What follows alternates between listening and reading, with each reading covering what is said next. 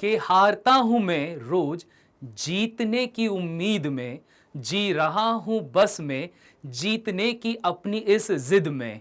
नहीं पता है किसी को कि आखिरकार में हूं किस नीड में, मुझे बस दिखना है इस पूरी दुनिया से अलग इस भीड़ में। पता है ये जो लाइंस है ना कहीं मेरे हार्ट को काफी ज्यादा क्लोज बता सकती है, या बता सकती है कि मैं किस तरीके से खुद को मोटिवेट करता हूं। और ये जो मोटिवेशन हमेशा मुझको मिलता है वो मिलता है मेरे one of the favourite actor जो कि है मार्क रफेलो। आज एक्चुअली में हम लोग उन्हीं की बात करने वाले हैं जो कि रियल लाइफ में है खुद अपने आप में ही एक हल्क की तरह। आप लोगों ने रियल लाइफ में हल्क कैरेक्टर को देखा होगा जो कि एमसीयू से बिलोंग करते हैं। उसी तरह से आज हम बात करेंगे मार्क रफेलो की जो कि रियल लाइफ में भी किसी हल्क की तरह ही है। So hello everyone, very welcome to step up academy. मेरा नाम है राहुल गुरुंग और आज हम लोग बात करने वाले हैं एक ऐसे व्यक्ति की जिन्होंने कई सारी समस्याओं के बाद भी एक तरीके से कभी हार नहीं मानी है। इनके साथ या इनके बारे में जब कभी भी पढ़ता हूं या सोचता हूं तो मुझे एक ही चीज आती है कि कैसे अपने गुस्से को कामयाबी में बदलें। ठीक है, अब इन कैरेक्टर की अगर मैं बात करता हूं तो मार्क रफेलो की बात की जाए तो 26 नवंबर 1966 में इनका जन्म हुआ था। और जन्म के समय के बाद ही मतलब जब ये छोटे थे ना तभी इनको डायलेक्सिया बीमारी थी। अब इस बीमारी की वजह से ये ज्यादा अच्छे से पढ़ाई तो नहीं कर पाए बट स्पोर्ट्स में ये काफी ज्यादा अच्छे थे, तो कॉलेज में इनको रेसलिंग की स्कॉलरशिप मिल गई थी। पर बाद में आगे जाके हुआ क्या कि इन्होंने स्कॉलरशिप को वहां पर छोड़ दिया। बोले भैया मुझे ये स्कॉलरशिप नहीं चाहिए, मुझे तो एक्टिंग करना है। तो एक्टिंग करने के लिए इन्होंने एक डिसीजन लिया जिसमें ये अपने दोस्तों और अपने भाई के साथ में एक छोटे से फ्लैट में रहने लगे। और वहां पर ये जो छोटा सा फ्लैट था उस फ्लैट में ये लोग सिर्फ पास्ता खाकर ही अपने दिन गुजारा करते थे क्योंकि इतने ज्यादा पैसे नहीं हुआ करते थे। अब हुआ क्या कि इनको तो भूत सवार था कि भैया हमें तो यहां पर एक्टिंग करनी है। तो एक्टिंग करने के लिए इन्होंने क्या करना चालू करा, ऑडिशन देना चालू करा। और जब इन्होंने ऑडिशन दिया तो एक बार नहीं, दो बार नहीं, पूरे 600 बार ये ऑडिशन में रिजेक्ट हुए थे।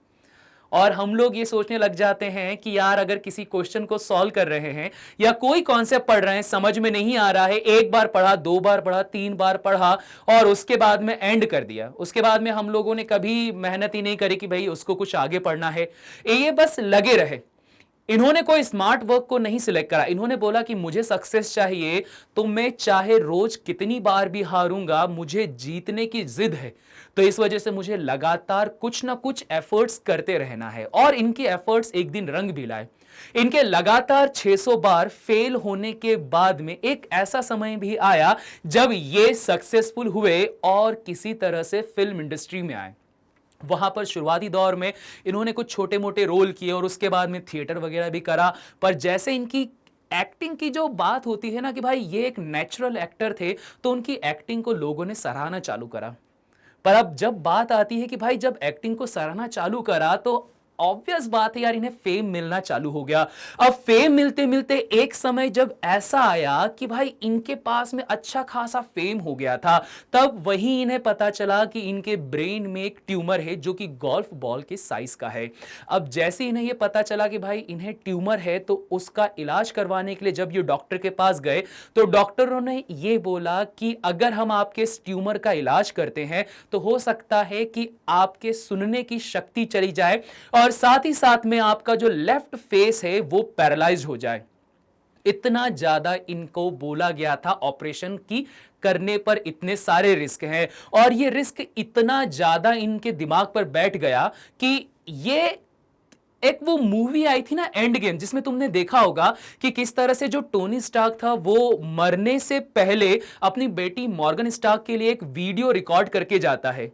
सेम इसी तरह से एक समय ऐसा भी आया था कि नाम, शोहरत और पैसा सब कुछ होने के बावजूद भी इनके लिए कोई फिक्स नहीं था कि ऑपरेशन के बाद ये जिंदा बचेंगे या नहीं बचेंगे। बट ऑब्वियस बात है ऑपरेशन करवाया गया और उन्होंने अपनी बेटी के लिए एक बहुत ही ज्यादा इमोशनल वीडियो रिकॉर्ड करके रखा हुआ था।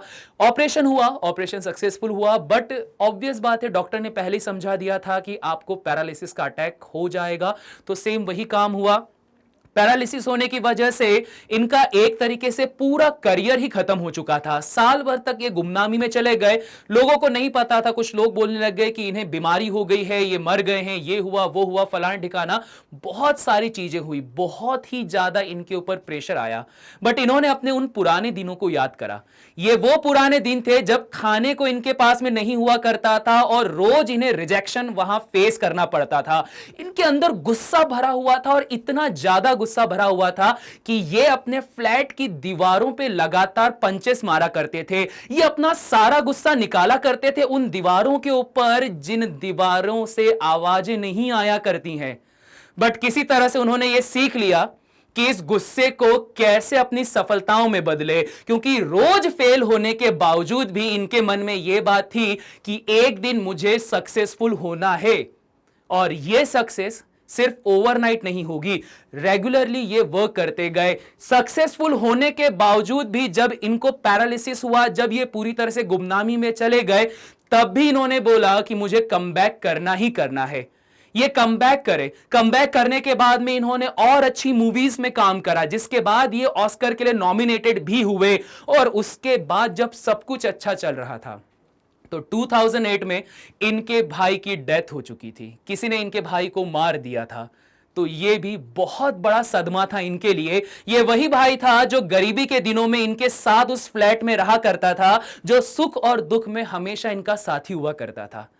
तो इतना कुछ झेलने के बाद भी कभी भी आपने इस व्यक्ति जो है मार्क रफेलो, उनको नहीं देखा होगा कि वो लोगों को चिल्ला रहे हैं या फिर कहीं प्रेस में गुस्सा कर रहे हैं, क्योंकि उन्होंने एक बहुत ही अच्छी चीज सीख ली थी कि लाइफ में जब कभी भी कुछ बुरा होता है, कोई भी समस्याएं आती हैं, कोई भी आपको फेलियर होता है, तो आपको करना कुछ नहीं है, सिर्फ अपने गुस्से को अपने अंदर भरते जाना है। उस गुस्से को अपनी ताकत बनाओ और वो गुस्सा निकलना चाहिए आपको सक्सेस की राह पर ले जाने के लिए। ऐसा नहीं है कि गुस्सा आ रहा है तो मैं किसी को भी मार रहा हूं, यह बात काफी ज्यादा गलत हो जाती है।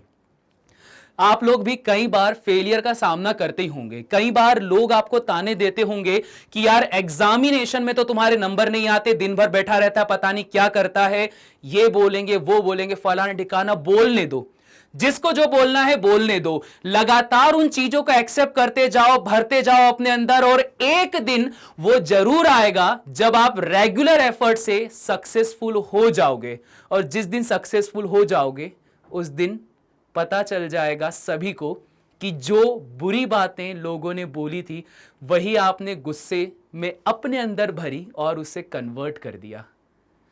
तो बस मैं तो यही उम्मीद करता हूं कि जितने लोग भी मेरे साथ में जुड़े हुए हैं या जितने लोग भी मेरे साथ में पढ़ रहे हैं, वो इस बात को जरूर ध्यान दें कि जब कभी भी कुछ ऐसी घटनाएं हो तो गुस्सा अपने अंदर पालो, पर उसको हमेशा सक्सेस के रूप में दिखाओ, ना कि वायलेंस के रूप में।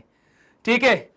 और अब थोड़ी सी बात अपने प्रमोशन की भी हम लोग कर लेते हैं। जैसे कि आप लोग को पता है कि स्टेप अप एकेडमी, अच्छा सब्सक्राइब कर देना, सब्सक्राइब कर दो ऐसे ही बढ़िया बढ़िया से कंटेंट के लिए, और साथ ही साथ में रेगुलर लेक्चर्स के लिए। मैं राहुल गुरुंग, आई थिंक मैंने नाम नहीं बताया शुरुआत में, मेरा नाम राहुल गुरुंग है और मैं यहां पर पढ़ाता हूं आप लोगों को केमिस्ट्री, और आपको लेक्चर मिल जाएंगे सारे के सारे मेरे केमिस्ट्री के।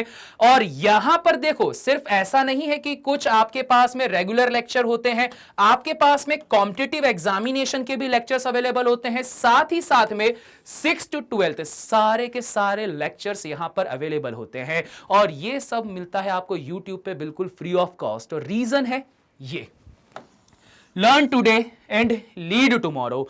भारतीयों के बारे में काफी कुछ बुरा बोला जाता है पूरी दुनिया में, परंतु उन लोगों को यह पता होना चाहिए कि आने वाले समय में हर एक भारतीय लीड करने वाला है इस पूरी दुनिया को। परंतु अगर आपको लीडर बनना है तो लीडर बनने से पहले पढ़ना पड़ेगा, सीखना पड़ेगा।